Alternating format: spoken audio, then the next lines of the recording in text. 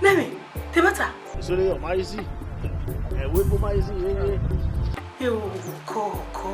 Egbewo. Ah, won't need no run. Oni waro do. Yo, Name, I wo aslu po we gbe la o. Ege ni lawo efe la o, Name la o. Yo, sawe si. Where worry? Where we am? Tamale, we Jacob work in me yak back every day. When I walk back. Okay. Where worry ba? O te sure we ba so alu euro abaya. I got to attack on our walk ta. O walk ta ko egbogie. Hey! Name, bebe duari euro. You know, I where the worry?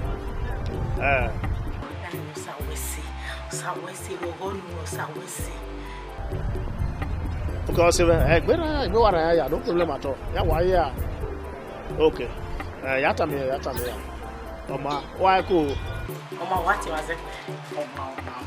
Oma, call. Afeko, la wo afeko, la o. I go to you where you want. Mommy miss you, say. You take care of yourself, eh? Bye bye. I love you.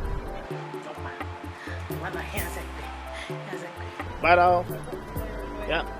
Take care. Ciao.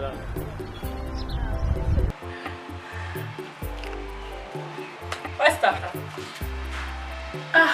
Oh yeah. Yes, sir. Call. What's that? Call. Oh, go. One minute. Ose won pa no. Okay. Ose we. Okay. Iya ibe mi ropa. Oh, you want to get wa go. Anyway, we on one go. Ose we do. I get ready won pa no. If the water baba, why you get here there? Come.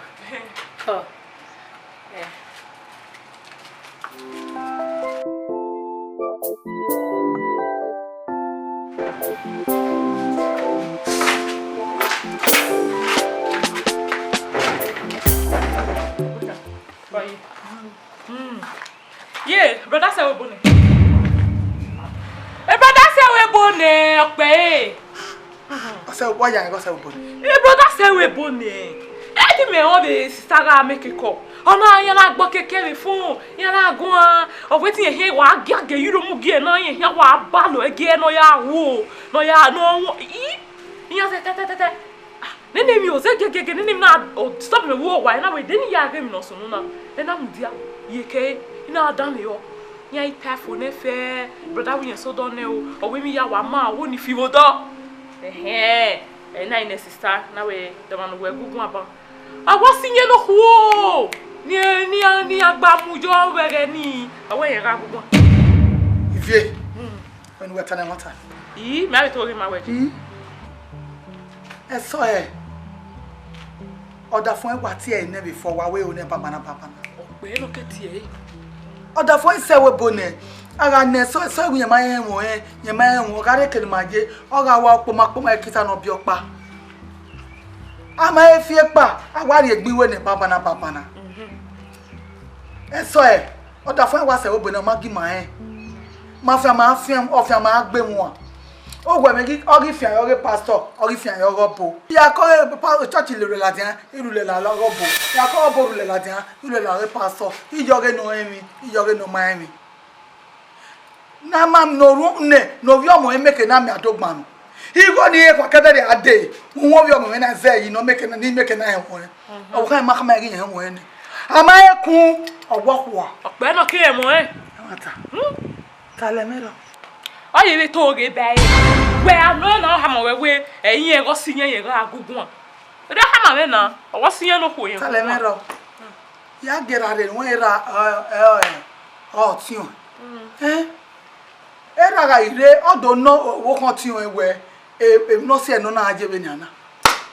Ah. Tate mu se ni mu na ake o. Afi okwo ne ni a. Ye ga mai ama ide gbe. E yuro maire. Am ye ke dagbe ni. E so tin on ewo. Gerare. Akon di maye na. Odi mi gbe. E ma so ga uwe mi ne o. Iya no ba kian we. Akon di mi o. Ebe. Ye. Wani ku wa fu no wale go. Wa ba we mani bia, ego na lo ma ko. Bebe. Wa do de ka mo. Baba. Ebi. Okay. Baba. Isi me ko ham we mi ro pa. Igwe. Ma wo egwo. Okay. Isi ma ha ma mi ro pa. Eri hai! Sa! No ma ha ma mi ro pa. Okay. No dai ha me. Emi sister. Sorry. Sister sorry. Oh. Ana make it call. E brother na call le. Iya e fa ya na gba keke. Ya na gie. Brother na ha me yin se we bone. Owo ni fi wo do to yin gbe yen wa. Brother ma ha ma we. O ma ha mi jibe. O ma ha ma pa. Ena woni ha ma we. Wa zuwa. Baba. Wa gbe wa ko. Ifie. Ugwa ko de wa. O kan we a. Dege otawo ko le o re so e we ni si wa ni o kan we a. Ifie. Otako o ko me we e si wa e se bo ni. Ko ye. O ke agbo e. O baba. O kan we a. E concesse you. Na ha ma we. Wa ba bon. Wàásù okay. Okay, babo. Tàbí kí a kó babo. Oh, we done. We babe Wàásù wa. Where's Uzuwa? You mess up yourself. There yourself. We make no type work. Wàásù again. Falewa. We have don't need boy. No, no need boy. We make some power able. The marriage. Daddy, I don't hear. You want it? Where? It's everybody. Told me, mamma, the close. Not the ate, the Kanamalawa. Be a gila, Salopua. Here, I'm your wedding. Be young there. I want to go now. Not the ate, Manalawa. Isha. Oh, what begin on? You send me message? Mata. Hey, what did you do? I don't say message, you magio.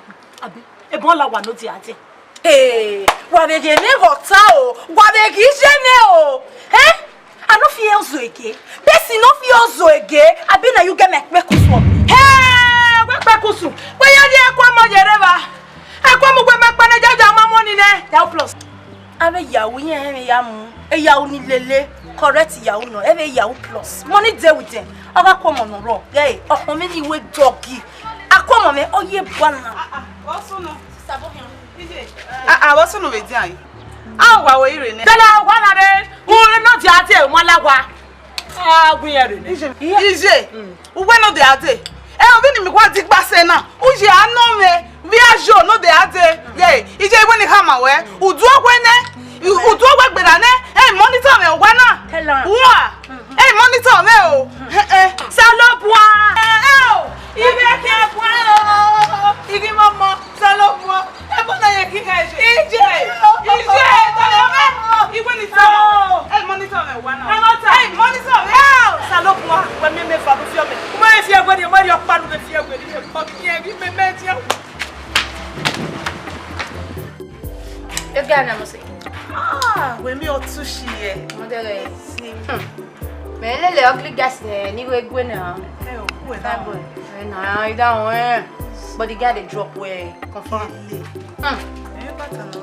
We yen tu shi be. We don be. E what? Ege. E bisi ni mu yire. Ebis. Ima ege tu we na le. Oro to ba ni. Uwa. When we are ladies. La wo sister. Onye mi no taba e do le gbete. Hey ya. How no wa me gbe o le rai. For that reason wa me gbe me. O wa me agbe me ko na o no reko me o na never ne. I go get food for myself. Matter. Hey, ije. Agwa lo ma no ya ladies ni no because any wa se na. Is the setting le mi ropa. Matter. Ero wa kinga tu e wogwana e ku lare wa ga igaro wodo wa e be to fun gbari e bai ije we ka be se gbene je ka be so owodo no ro ni amesiva asiva ne ere na ala ije we ni tama o ga sege ni across the bridge ko fun mata la deru wa kinga tu ogwana wa park me mata u ka so wodo ne iye we ni ye vision of wa makoku gwase there you know what pame wona. What pame wona make ya set what do that one me ni wa sofa what pame wona. Yes. What pame wona. What any wa pack. He said. Ije la ni se do e wo wa pame. He said. You go be fa wa ro wa. Who that salon now. You go be fa wa ro wa yen le yen to wa ni gbo na se. I ma ne talo na lawo egbe. You only say, o shati gbe. Wata, o ko shati gbe. Me shati gbe. E tala na ya ewe, e shati na ya. Since we bi wu we le ba wo gbo no yo gbo wa so we le pe so na iwa ogu we. Uwa ma o da phone. Wa pi won. O ni na ro gwa no. I ma do no ugbo ma ja ro gwa ma se. Back. Pa me wo gwa, ni wa mo pa ro gwa na. U je re ba. Pa me o, ka ko do ko le do wa we. Ka. La wa te do nu me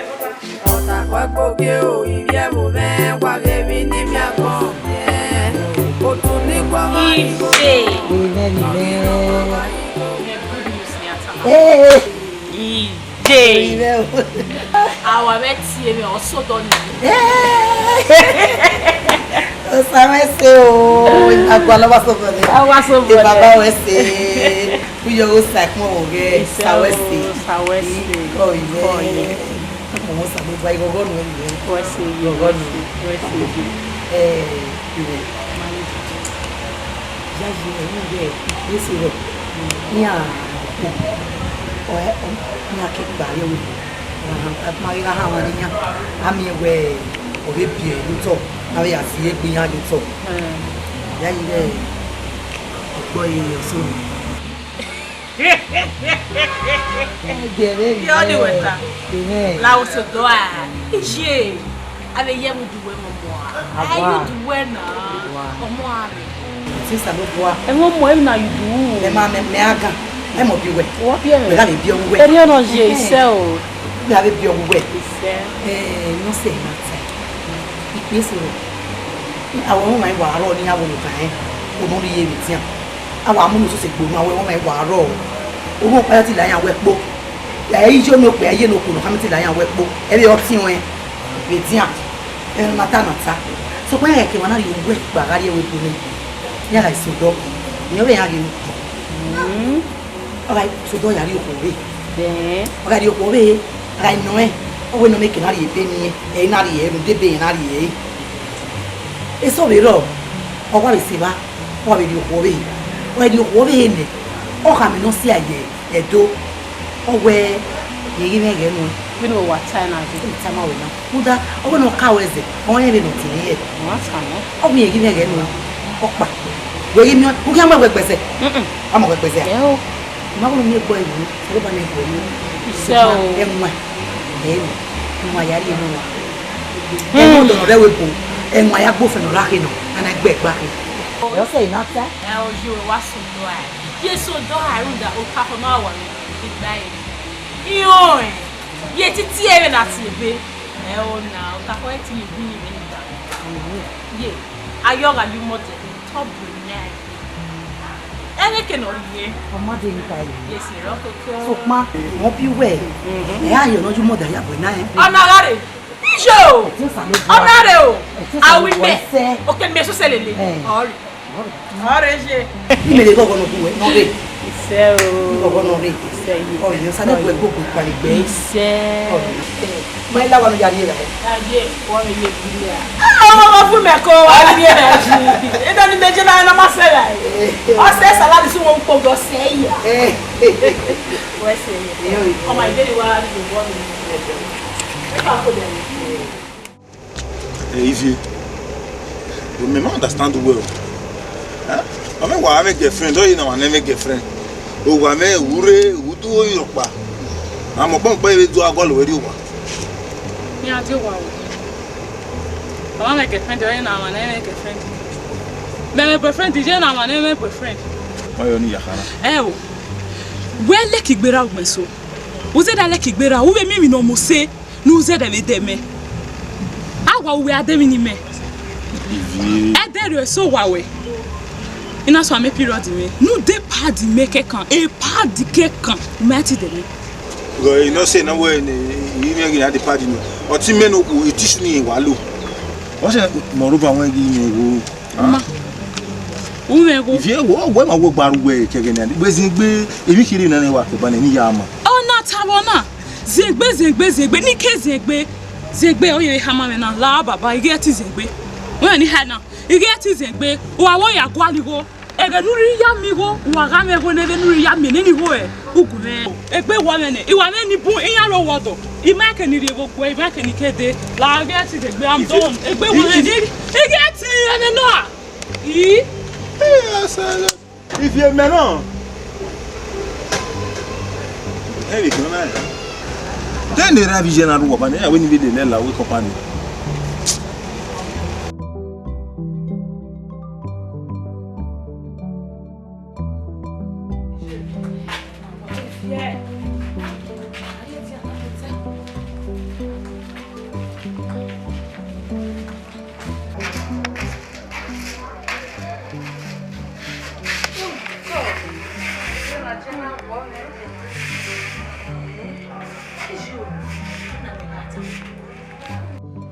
waje. Eye ne kede. O pe so wa gbana. Imagine mo e. Where no buy? You no buy. Ya ti e, no wa ya wa me o wa fifu. Le va se va. Ige je la gogon wa ti anera bi je wo. I hokun I le va he. Ya vi a receive ko ya gale le me na de go pe a o ti e. Okay, I waiting you know time am anyway ni ha wan ya ti ha wan ne. Apa wo mo bi roto ni e charge wa o ga ti e me. Ona hawo. Ibi akiko awa be go pe no ba ke we buru yan fi le lian re. Iye ga je we marriage pe de na e mu fu. Ika ma te ni kwa ka ha ma ne. O ma e koro o me roto. E ti jiri na. O so to no miamia. What you beg? Se me waje wo bi ra ni je wo. Se I okun le ra e. Abi je social.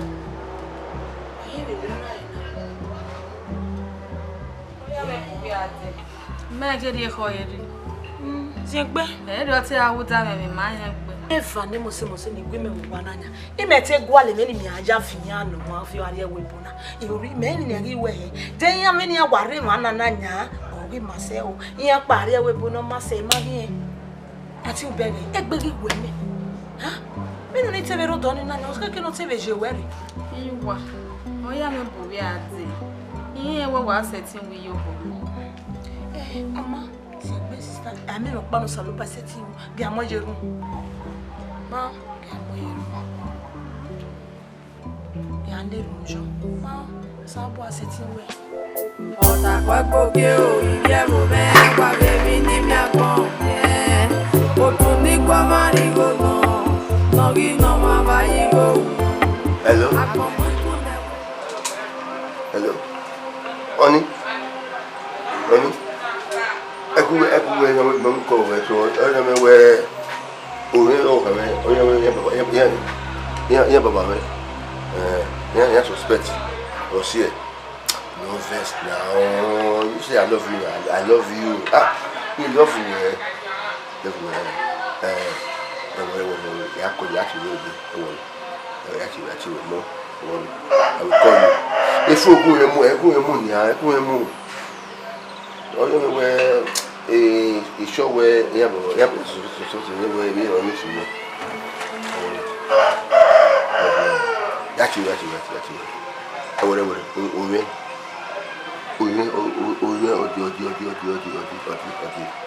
I will call you. No one. Love you. Yes.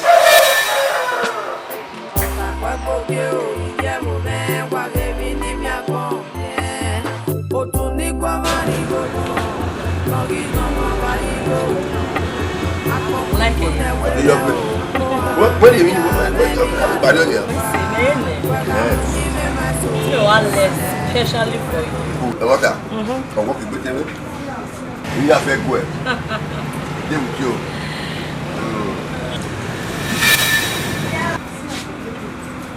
I work with them. Or they look. I be na ti we me o mi ti we ba. Me my. Na ti we no wa de o. Man. You okay? Me put that over so. I go back away. I ask you me put. Eh wo.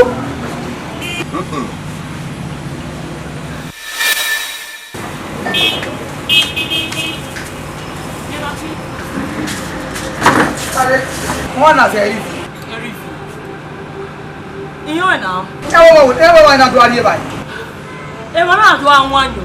O me no, ari lai. Ba de o. O ma do anwan yo. Oso owo ame gbi yen. E le ni le ju ope na mo na no e we mi tan. Ba ke ko le ko wani ni. Ku bo le wo do mana bo. Ugbe. Gbe bo le ba ko na le na da fu wo na lo ye. Ma da do e. De lo mo me mo na yi. Dashi, Eru ba tu ya. Gbe mi fa lo ko wo wa. Gbe ya lo na da ka de be so. Gbe ya dedi. Asa wa ko ya. Gbe bo go do wo na la da.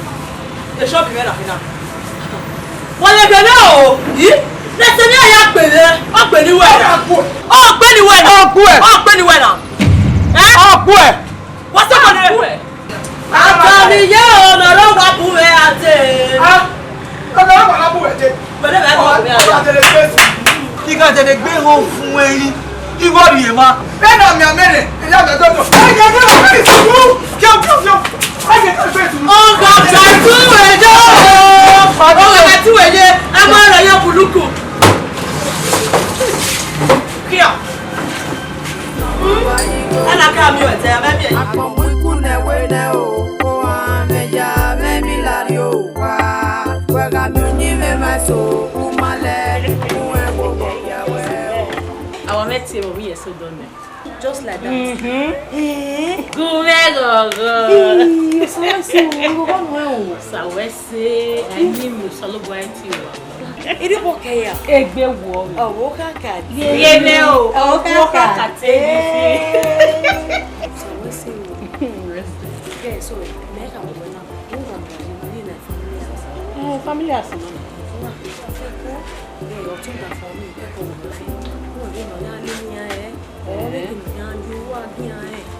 Understand so that me and monitor understand. And then we go down. See everything. Monitor me back. So papa no me making me bojo video. Ogbere ya mi je me o iwe take me je wa fo. Gbe we na ko da fi sin na Nigeria wa we. Bi an do ata no be baby. Ya wa. Onu si alu emu ai. Wa ye wa ni mi an understand. Where's that? When I tell me where? I get when I'm ready. Yeah, where I can be married. Arita. You hear me? I don't see no. Yeah, it's not so many. You don't listen. He said,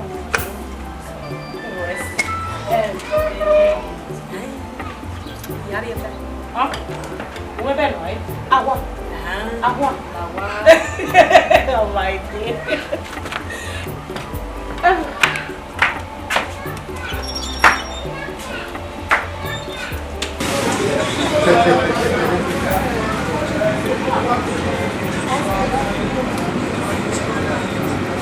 You like it, have you?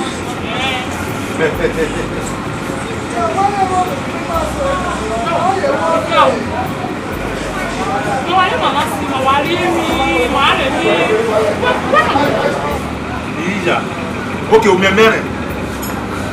go na hama we ni ya gwaligo mugiku wa amigo ne ni ade eno la street in the street me some group of friends did a bad business say yahoo our pay now and the way things are going if you hear it again e chieke la meju wa go mi afia we ura you go get there na yemi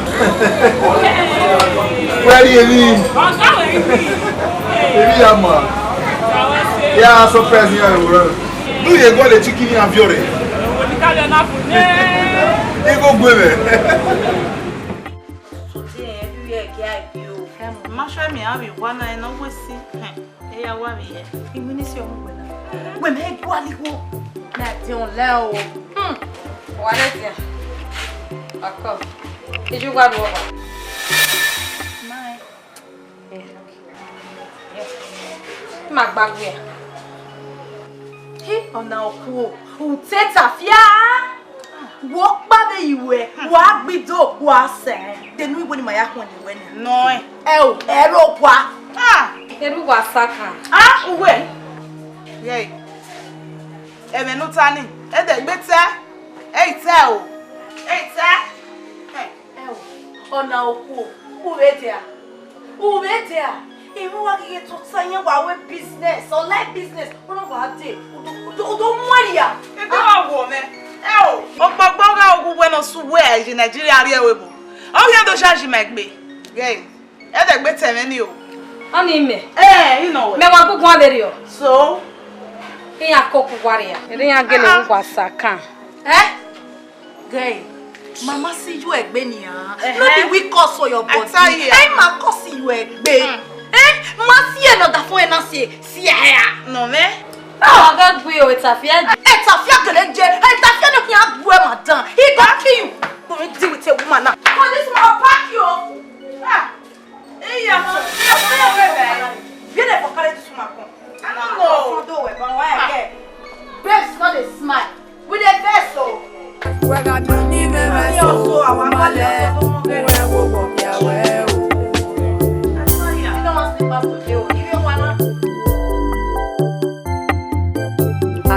Mayena Odimigbe Eva soga uwebi neo Iya no baknya we Hey baby, yeah. Oye gbera Yeah, wa wa tore wa. Iyo we ko yo dode. Ya gbera ya. Okay. Anyway, we no say na ti we wa kama no chado guwe gwale uto kina bu wayi. And away come away where you will not say we go gwalo. You will not do all our week, but you go. Wa gwalo kino ma kino mamo. You to na wa ma. Mo na boy mo. Okay. Here why I go mo. Take care. Bye. I love you. Bye. Ciao ya. Eva soga uwebi neo Iya no baknya we And they tell me, okay, we are ready now. Huh? We let you get away, you told him. I don't understand the word. Huh? I not give you where. Get away, you told him. Like it, What do I be a very American boy again? You get friend with him. oh, one moment. Oh, are you mad as you go? Why we are plus? Not for no why ye bed you can do white vein, oh, we mammy. Why her? Okay, one of funny. One for me, new one, no. I can't wear your naked where they do vein. Let me cannot be one. We have here where as you go. Mama, you know, Larry, or where Larry.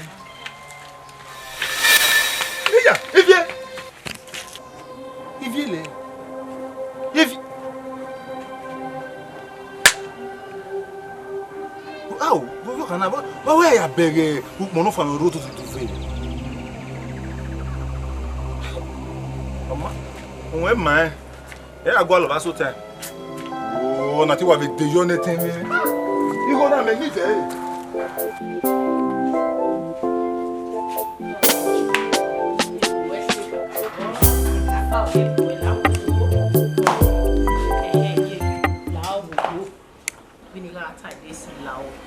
Money don't talk man our me.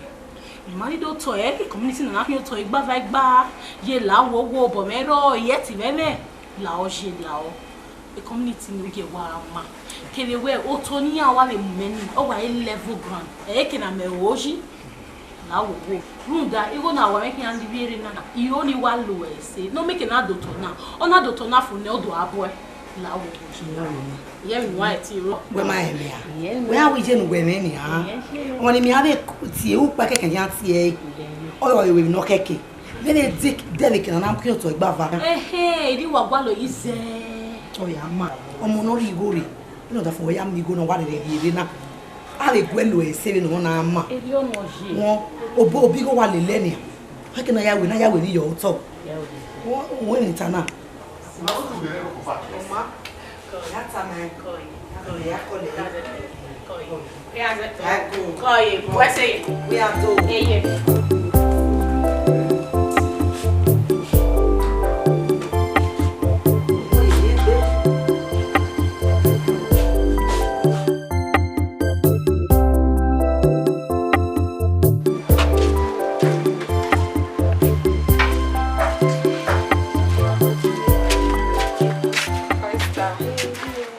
Aladia. Aladia.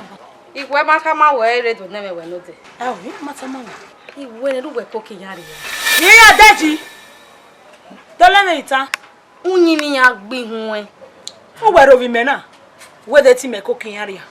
E ma mo na ru pa koko, we na ru efa koko panwa. O la o ge gwi ma go so no.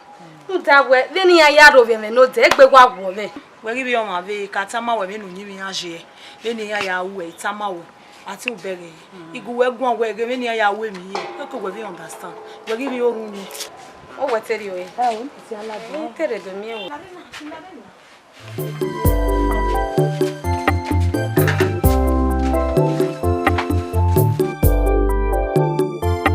Ema so na tie owo ma yin ga wuwe mi egbe yi wowe.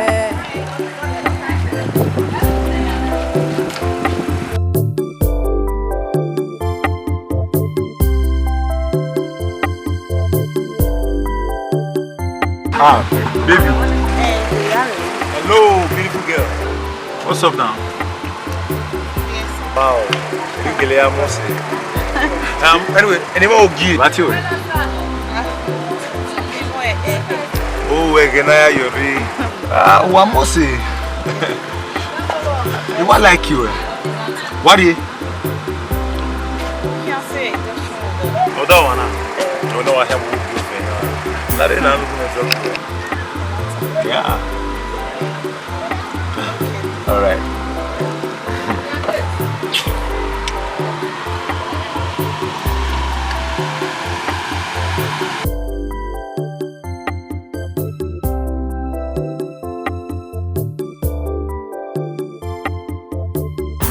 What moving? Where do you give her?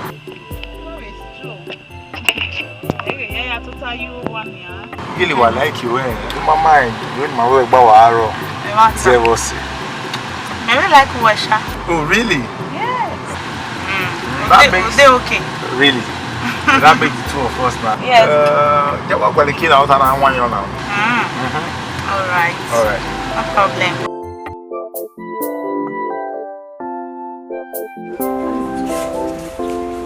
What is if we go to nobody, you go away. Anyway, in Marigo. Umari, what do you want? Yes, I did it. Oh, no, where? I did it. When they were, you want to know? When I'm there. What you say? What do you go, man? That's way. If you men here, I'm ready for money. How do you go, man? Need you go? What are we go? The better we go. No. I would win. I will come to sir. Sir. Maye. I don't want to go, man. I let you go. You are here to worry. I get what you go. I'm not giving you no one. So, Papa, no, I will give me. What women? I want to make you. I'm not one man. I bet you make a real. Marry will be here. Okay, back boy. Two way you can't even make back. Do marry with me and make marry with me. Oh, Bagobo. You are going up here. I hope I got it for the Bagobo. Why did you make me? What might you go and also with a bag? Let the me and ya love Benyale. Why do you want me? Why do you make? Why you wagging and then go say, well, we were saying, I try to do it. I can't home. What did you? Baropa, while I want out. You go in. Why are you right?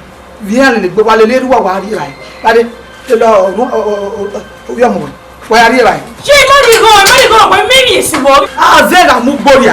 Every very old yari. When no be general, one little wario. What is to bow? Women. Jimmy, marry the bar. Waka. Give me this. When money go, there. You want one little bar.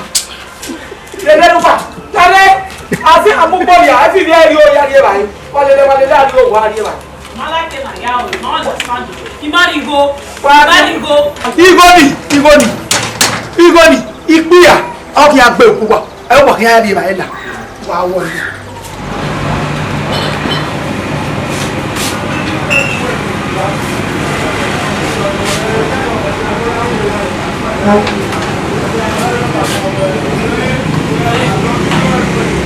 Eric.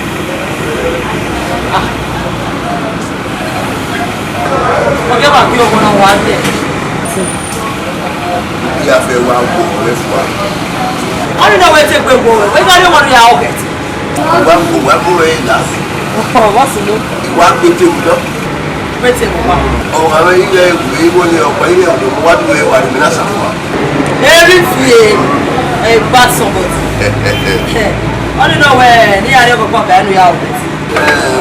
My second look at the last nigga, Papa kicked up. As I pay. When you want me, I will do what me have here. Where one year you have.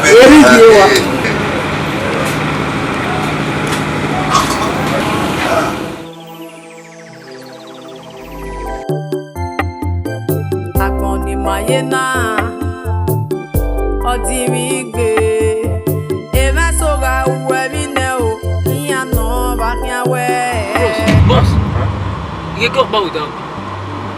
A year one man. Where are you at the base? Okay, get now. When you go, you know what do you? Oh dear. You wanna watch before boss? Nah, brother, I see message this. You will get the best. Calm down. Hey! Gamon. On avait des yon here now.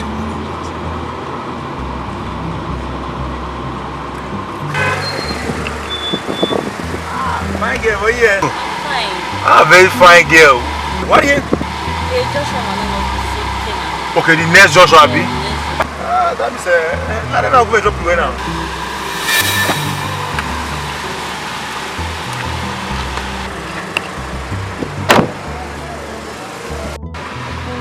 Ah, Koyo.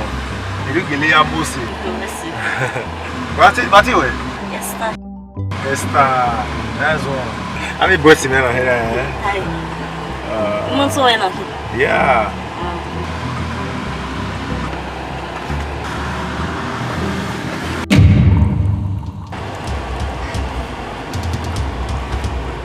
Well, you hear me best. It's not clear. Everywhere, No, it's not clear. Another bench, no enter. very legit. No, that's not. That's one. Akoni Mayena Odimigbe